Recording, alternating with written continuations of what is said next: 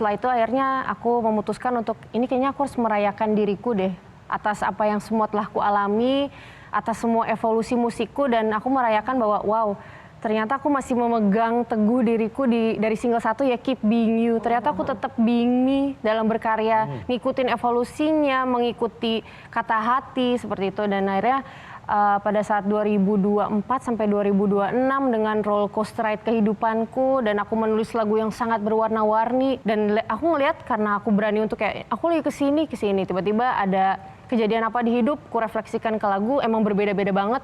Karena memang 2023 sempat menjadi tahun yang berat buat aku, sampai lumayan terasa mati rasa di dalam diriku. Yang terberat memangnya? Yang membuat kamu sampai mati rasa? Sebenarnya banyak banget, tapi mungkin salah satu yang menjadi turning and burning point Isyana itu 2023 aku sempat kehilangan calon baikku, aku keguguran. Dan itu adalah suatu duka yang belum pernah aku rasain sebelumnya ya. Maksudnya luka atau duka yang baru, yang berbeda dari kehilangan kerabat atau kehilangan keluarga, tapi ini sesuatu kehilangan di dalam diriku yang seharusnya bersama dengan kita gitu.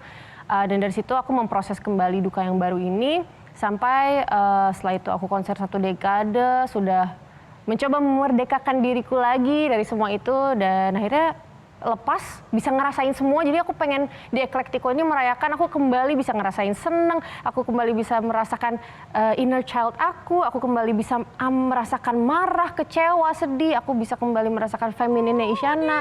Jadi semuanya aku tuangin di sini, di Eclectico ini.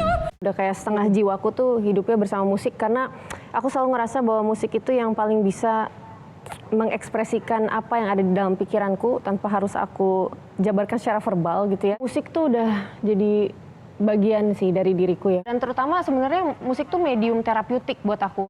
Tapi lewat musik tuh aku selalu merasa rilis. Aku ngerasa aman, nyaman, dan aku bisa nggak usah berfilter gitu diri aku tuh. Bisa bercerita apapun yang aku ingin ceritakan.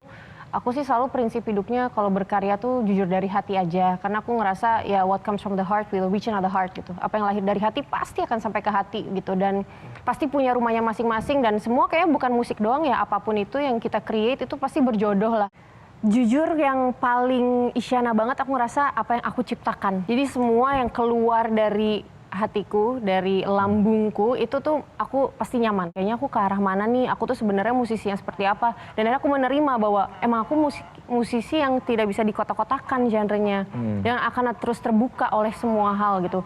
Selalu suka belajar hal baru, nggak menutup diri, nggak kayak aku klasik banget selamanya gitu. Nggak, aku kayak klasik terus menemukan genre musik yang baru yang ternyata tertarik dan menarik, pasti akan aku pelajari juga gitu. Jadi 2024 itu adalah 1 dekade Isyana berkarya di industri. Memang aku lagi merayakan diriku dan kembali merasakan semua spektrum emosi gitu. Karena setiap pertanyaan selalu ada jawaban. Kalau dari aku sih yang penting sebagai pelaku seninya kita nyaman sih. Kita benar-benar ngejalanin itu dengan sepenuh hati. Itu buat aku adalah kesuksesan untuk diriku, karena sayang banget rasanya kita ada di hidup ini terus ngejalanin mimpi orang lain, ngejalanin sesuatu yang bukan jati diri kita gitu, itu kayak melelahkan sekali. Jadi buat aku tuh sukses dalam hidup kita bisa seutuhnya merasakan dan menguasai diri kita sih, dan menjalankan apa yang kita cintai. Nah buat aku sih pasti musik itu udah ada jodohnya masing-masing gitu, dan lama-lama pendengar aku tuh terkurasi sendiri juga. Kebanyakan anak-anak yang eksploratif juga, jadi mereka emang bisa menerima keberagaman, mereka emang benar-benar bisa menerima Isyana yang tidak terpatok pada satu genre, jadi udah ada rumahnya sendiri gitu ya. Buat aku sih gitu. Isyana ngomong bahwa dari apa yang berasal dari hati akan nyampe ke hati juga, dan itu adalah pelajaran yang bisa kita bawa siapapun yang nonton hari ini, apapun pekerjaannya, musisi, jurnalis, komedian, reporter, bahkan yang buat kebijakan politik pun sekalipun, apa yang berasal dari hati akan sampai ke hati juga. Gitu, amin, thank you Gia. Isyana boleh closing statement untuk para pemirsa dan mungkin teman-teman muda, audiens pecinta Isyana, boleh soal karya atau mungkin ada petuah-petuah sebagai musisi, silakan. Enggak, terima kasih aja, terima kasih atas dukungannya selalu, terutama buat Isyanation yang sudah selalu hadir untuk hidupku, yang mau menerima aku apa adanya, yang menerima kejujuranku dalam berkarya. Terima kasih, jangan lupa dengerin album terbaru aku, Eclectico.